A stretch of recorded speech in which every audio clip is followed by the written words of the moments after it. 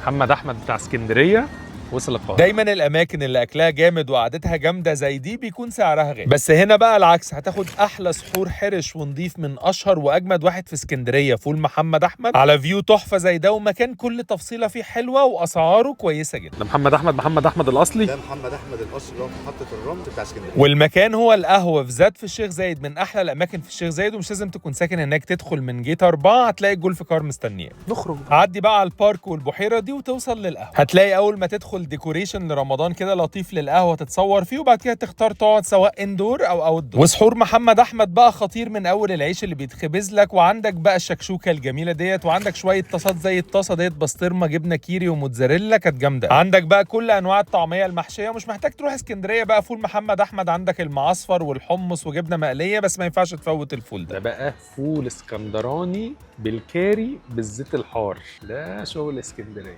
يعني مختلف عن اي فول اكلته.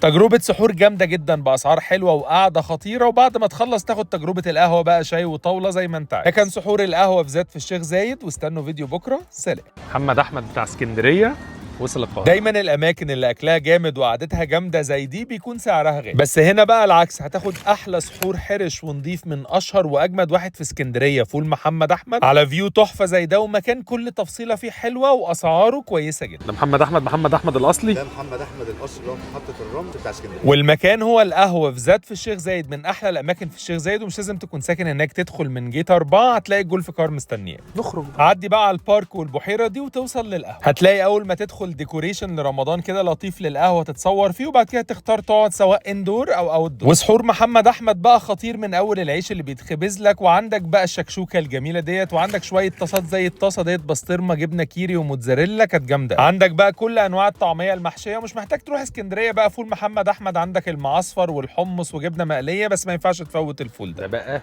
فول اسكندراني بالكاري بالزيت الحار، ده شغل اسكندريه يعني مختلف عن اي فول اكلته. تجربة سحور جامدة جدا بأسعار حلوة وقعدة خطيرة، وبعد ما تخلص تاخد تجربة القهوة بقى، شاي وطاولة زي ما انت عايز. ده كان سحور القهوة في زاد في الشيخ زايد، واستنوا فيديو بكرة. سلام.